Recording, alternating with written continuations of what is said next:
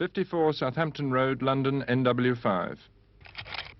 Mrs. Gertrude Mann, 64, widowed, currently looking after 4 black babies. Mrs. Emily Everest, 60, currently looking after 4 black and 2 white children. 201 Grafton Road, London, NW5. Miss Edna Seeney, 46, currently looking after 1 black baby.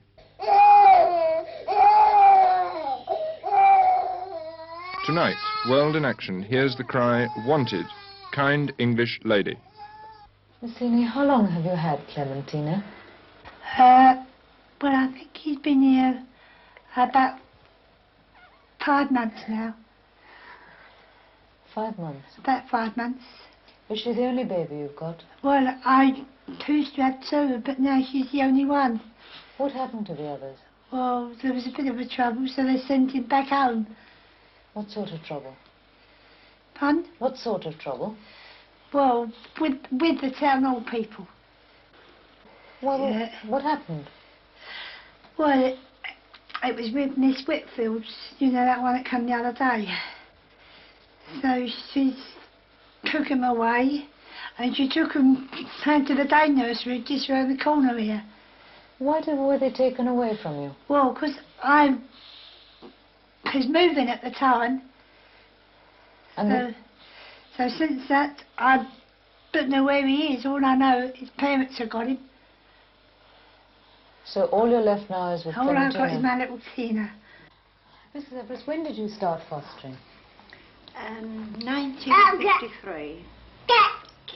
Why did you do it? Well, more or less because I felt sorry for kids. I had little Billy, and he had no mother, proper mother, and he was born and there'd nowhere for him to go. So, as I'd got a little Jamaican who was gone back home, I decided to take him. And through taking him, I had to register. So, of course, the others came along one by one and said, "Would you help me?" I said, "All right, I don't mind." And that's how I've got them. But I've been doing it now for about 13 years. How do they know that you do look after children? Well, so many people see me, and this one's father and mother advertised, and I answered the advertisement. I said that I wanted a companion for him when his little friend went away, and of course Bola came along to me, and I took her as a friend. Well, then one recommended me to the other, and I got these here. I paid quite a lot. How many have you got now? I've got 4 coloured and 2 white. This one I mind daytime. Why do you take coloured babies? Well, I like the coloured children best myself. Why? I don't know, they just seem to be more obedient and seem to be more affectionate. And I don't know, there's something about them, they're different to our children. I love our children, but I do like these coloured babies very much. Why did you start fostering? Well, see, I've got so fed up with going out to work, and I wanted to be at home so I can get his tea and that ready when he comes home from work. So I asked him, I said, "I've got a chance of minding 1 or 2 children. Do you mind if I do it?" He said, "No, not at all," because he loved children, but he never had a family with his first life, and I've never had a family. So I started taking them on. I was taking single girls' children on first, them straight out of the maternity hospital, 10 days old, and I kept them up until they were nearly 2. And then it got that I couldn't get no whites in the finish. Couldn't get any whites, why? I couldn't get no more whites. So 1 or 2 coloureds come up and asked me, coloured people asked me if I'd like to mind. I said, "I don't mind." I said, "The poor little kids can't help their colour." I said, "Only natural, no more different than what we are." I mean, if we go out there, their parents might say, "Oh, fancy fetching white women over here," just the same. Because I took a fancy to them, and I've been doing it ever since. I like them because, I mean, I've had no children of my own, and and it's a little bit of love and care they want. I mean, when their parents go out to work and students and that, they want somebody to look after them. I've always adored it. Even if I see a black baby in the street, a coloured child in the street, I always go up and talk to them. Even when they're coming out that day nursery down there and I happen to go round to the paper shop, I always say hello, little pickaninny. I always call them pickaninny, because I love them. Mrs. Mann, Mrs. Everest, Miss Seeney. 3 kind English ladies, their hearts firmly in the right place. It would be difficult to question their love for the children, but equally it would be natural to question their capacity, their knowledge, and the cramped conditions in which they do their fostering. The fact that they're needed at all, and that there are 170 of them in the Hackney area alone, points to a problem. 71,000 overseas students come to this country every year, a quarter of them from our former colonies in West Africa. Some come with the support and endorsement of their governments. Some are merely known to their governments. Many more slip in by various back doors and form a kind of underground. By getting some daytime job, they finance a long, grueling round of evening classes. All are lured by the glamour and cachet of an English education. Could you tell me what you're studying in this country? Social science. How long have you been here? 5 years. And how long have you been in this house? Almost 4 years now. Why do you live in this one room? The fact is that it's always very difficult to get accommodation, especially from the white people. Exactly what accommodation are you paying for? Only just for the 4 corners of the of this house, of this room. And who lives here? I live here with my family, myself, my wife, and my other 3 children. Isn't this slightly small for you? Oh, obviously, it's very, very small. And this is why we have to foster our children. And so begins the cycle. In the newsagent's windows, cards say, "I am an English mother who would like to look after an English baby while mother is out to work."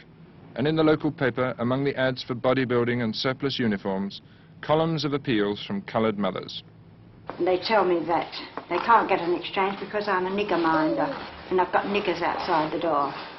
I said, what do you want me to do? Stick sticking plaster over their mouth? I'm not bound to say, all right, I mind your baby, but I can't take it out. And it can't sit out in my garden or in the street. No, I don't do it. I put them out all the more. And I hold my head up around here. Have you had any trouble when you're on the street because of the... No, children? only one incident I had in Murray Grove. There were 2 women sitting on a wall. And one said to the other one, look at that little dirty cow, she's been to bed with a black man. And I turned around and went back after her. I said, excuse me, madam, but did I hear you right? She said, yes, you heard me right. I said, well, just look at me. You think I'm young enough to go to bed with a black man and have these children? Your own common sense should tell you that these children are foster children. And I did no more. I gave her a slosh with my handbag. Because I was mad. Mrs. Everest was right to be mad. She's proud of her 6 and she'll stick up for them. But she's a private foster mother, fostering independent of the local council. They know she's there, but for want of facilities cannot themselves provide alternatives. For all her pride and thoroughness, conditions in her tiny flat are plainly overcrowded. At Mrs. Mann's, the main room, 11 feet by 12, contains 4 cots, a wardrobe, 3 chests of drawers, a sofa, 2 tables, a dozen or so budgerigars, and finally, along with an overpowering stench, 4 babies. Mrs. Mann herself sleeps in the kitchen with the dogs. But what happens to the babies left here all alone at night? Can you hear them? I mean, I say I can. They've got some lungs. They've got plenty of lungs. They've only got a whimper, and I'm up. I just lay and listen. If I know it's going to be a good cry, I get up. The same as that one used to wake me up nearly every hour. I used to have Kit coming in. I never had an hour's sleep all night long with that one, what I had there. But I will say these others are very good babies. What qualifications do you think is necessary to have to look after the children? Well, I mean, if you've done it right through your life, you don't need to have much qualification. I've done it when I was at school. But you've not had any children of your own? No. Then? But my mother's taught me a lot. My mother taught me a lot. When in the First World War, I used to go down to the nursery when I come out of school, fetch them from the nursery, and the Zeppelins was about then. Take them home, my mothers was on the missions. My mother used to show me how to bath them and that. I looked after my sister-in-law's children when they lived over in Westbourne Grove. I looked after them. I looked after all my relations' children. So do you think that you're qualified to look after the children properly? Well, I hope so. I've done it in that many years, near 19 years. But do you think it's fair on the babies to be cramped in this room? Well, they're not sacred cramped. You can't say they're cramped. They've got their own cots, haven't they? But love and pride are not enough. These three kind English ladies are the relatively presentable tip of an iceberg. They are all known to, if not approved by, their local welfare officers. But the lower part of the iceberg reaches to conditions where occasional outright racketeering puts over a dozen babies in one room, and where, by charging an exorbitant weekly fee, a dubious profit is to be had. These three do not make a profit. £2.10, that's all I get. And how do you spend that £2.10? I spend it all on her food. And a bit more on top. What sort of food does she have? Baby food, you know, milk and that. And £2.10 goes on that completely? Well, it's not really enough, is it, these days? Are you out of pocket then? Pardon? Are you out of pocket? I think I am, yeah, it's definitely out of pocket. Then why do you do it? Well, because I like coloured children, and somebody's got to take them into their homes, haven't they? What do you mean somebody's got to Well, take them into their homes? Because some white people don't like coloured children. And another thing, the parents don't pay all that good pay. All I get is £2.10 for her. Still, I don't mind having her. Why don't white people like coloured? Pardon? Why don't white people like coloured children? Well,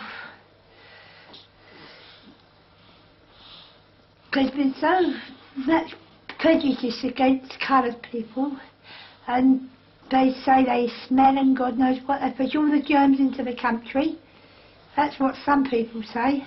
And it's largely because some people do say they smell, and some people do say they bring all the germs into the country, that coloured people are reduced to living in this kind of self-perpetuating mess. And mess it is. But this is welfare state Britain in 1967, where it is hard to accept that no one is doing anything to ensure that children like these are looked after properly, given space to play, the right food, and all the care and attention that would raise them to the standards we insist on for cats and dogs. In fact, there is one small organisation that exists solely to cope with the fostering problems of Commonwealth students. It lives, in the only premises it can afford, at the top of this over-inhabited slum in East London. Mr. Benjamin Boating and his secretary are the organisation. In the London area alone, it is very difficult to give any precise estimate. But I should think there are around more than 5,000 African children in foster homes, some of whom, a number of whom must be suffering, you see, from lack of care. What are the financial arrangements? How much does the natural parent pay you? And how much do you pay the foster parent? You see, the financial arrangement is that all payments must be made by the society to the foster parents. So the African parents make what we call a parental contribution of £3 or £3.10 or £2.10 per week, payable 4 weeks in advance to the society. And the society also, by contract, agree with the foster parent independently of its contract with the African parents, pays the foster parent whatever the foster parent wants from the society. It doesn't matter if the society is to give all the money to the foster parents, as long as they are doing the job properly. That's why the society is being run at a great loss. Well, how much, if a natural parent is paying you £2.10 a week for a child, how much do you give to the foster parent? We've got a rule of not paying any foster parent less than £10 every 4 weeks in advance. So if an African parent is paying us £10, then we don't get anything on it at all by our own rules. Some foster parents may say, well, we want 30 shillings a week, but we tell them that is too small. You see, you can't look after the child on 30 shillings. So we give her the £2.10, that is the £10, you see. And some also say they want £12. If that is the case, we give it to them, you see. But If the foster mother wants £10, which is our minimum, you see, then the society may get about 10 shillings on it to support our work. You see, that's the only way to keep the society going. He might get 10 bob a week for some of the children, but by his own admission, not always.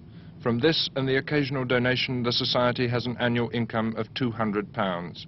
On that amount, Mr. Boateng cannot approach rudimentary efficiency, let alone employ a social worker to inspect and check conditions. Like the three kind English ladies, Mr. Boateng's heart, we can be sure, is in the right place, but his qualifications and experience must be open to doubt. He is cast in the role of Mr. Micawber, and regrettably must be discounted as a force to be reckoned with. But then what about the local authorities? We have a much canvassed welfare state, which is widely said to be too generous. What is the difference between private and authority-approved homes? This distinction between private foster care and local authority foster care simply means that while we work very closely with local authority foster parents, those we've been able to come to know over a period of time, whose capacity for caring for children we have come to value, we're never in a position to work as closely with private foster parents as we would wish. Well, they get through the loopholes in the law because there just isn't any law regarding private foster homes. The only legislation controlling private foster homes is that the private foster mother must notify us that she's got a child, and this is the only restriction. She just has to notify us. And if she doesn't notify you? It's a £50 fine or 6 months imprisonment. Fine, but what happens if she doesn't notify you? Well, if she doesn't notify us and we find out, we then have to prove that she's had the child there for the amount of time, which I think is approximately a month, without a break home to its parents. We then have to prove, which is pretty difficult to prove, because if we didn't know that she was looking after a child, we then haven't really got the evidence to prove that she was looking after it. And what you're saying is that really the law is impotent. Yes. But then what's going to happen to these 4,000 or 5,000 children in the London area alone who are in difficulties? Are we going to abandon them? Well, this is of course what we must not do. I think there are 2 or 3 things that we can do. The first is to step up the amount of accommodation, married accommodation for overseas families, the sort of accommodation that's provided by the Zebra Trust at Jerome and Impala and various other houses. We can also, I think, make much more effort to find childminders. You see, quite often, if we had time, when the parents come and say that they want their children looked after, if we had time to find a childminder, this would be the answer, but very often there isn't time, and it's just a question of making arrangements at the weekend for them. So the authorities' hands are tied. Tied by lack of money, tied by the law, tied by a collision of attitudes with the African parents. We talked with an African student about his experience of fostering his son. The boy is not washed. He's not well cleaned. If he, uses the toilet, something, it's not well cleaned. The child has got sores all over his privates. You can't see it. You can always take away his pants every time you go there. But if you happen to bring this boy home, or if you happen to bring the child home once in a while, you see that the loss of healed wounds there, which at least the child must have suffered for. But you're saying that your child suffered, and meanwhile you were continuing your education. Well, when we say when you are having an education, you just can't stop. When you've got a certain stage, even if it is your life, that is in danger. Most immigrants in this country, some especially from Africa, I think they are here to study. Therefore, their studies become prima facie, and as such, it will be very difficult for them to give it up.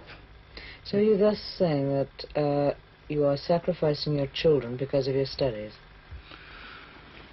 In that sense, I think yes. But that will be very, very, very narrow, in a narrow sense.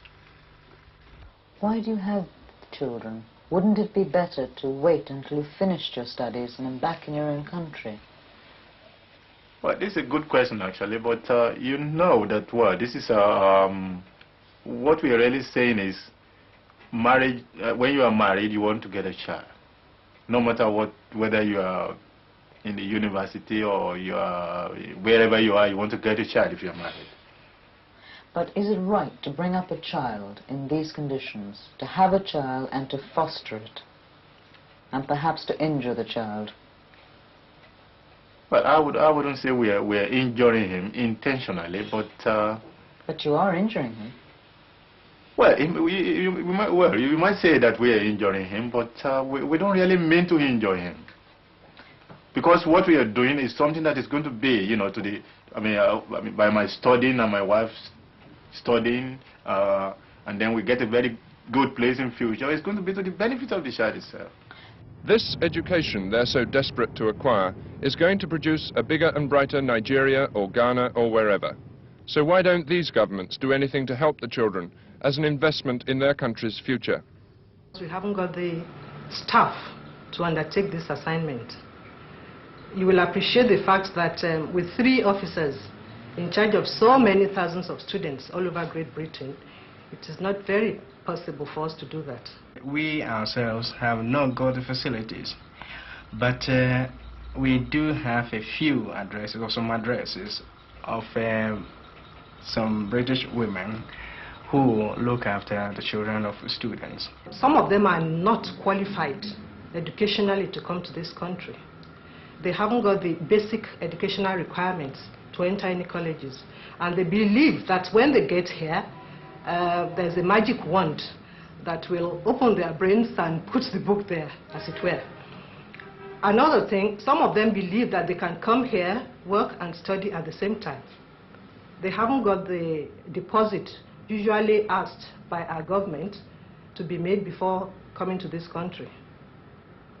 That is why some of them go through the back door. I don't dare go to them because you know, I can always tell, you know, what they're going to say, because they don't send me here. They don't care at all. They don't care what happens to me. We would want to see the British government tightening things a little bit more as to entry of students in the country. They have tried in a way to limit their entry permits to a period of 1 year. But then at the end of the year, if students can show that they are in full-time studies and that they have got the means to pursue their studies, they extend their permits. I think it would be disastrous to be purely negative and say let's punish these people for private fostering because it's wrong and we don't agree with it, without making alternative arrangements. I think this could only lead to increased suffering for the children. I'm sure that it would, because they would have to go somewhere, and the alternatives are too awful to think of. This can be a scandal, a problem, or just a nuisance. How you regard it depends on how close you get to it. Usually, in situations like this, it's possible to nail somebody to the wall and pin the blame on them. But there's poor, struggling Mr. Boateng. There's the welfare officers of the new African High Commissions, the hamstrung officials of our own welfare state, and somewhere in the middle, the parents, caught up in the 20th century scramble for a degree, all grappling with a problem which badly needs a solution. Meanwhile, in a well-meaning way, 3 kind English ladies and thousands more like them, some much better, some much worse, carry on. Because one reason I like doing it, and the other reason is because I like her. When I pet, I spoil you. Do you have any children of your own? Pardon? Do you have any babies of your own? No. And how do you know how to look after them? Well, you just have to learn, don't you? It's a bit tough to learn on a baby, isn't it? What happens if she's sick? Pardon? What happens if she's sick? How would you know? Well, when she's sick, I take her to the doctors. But how do you know she's sick? Well, you can always tell by their eyes. How? Well, with these, her eyes go a bit yellowy.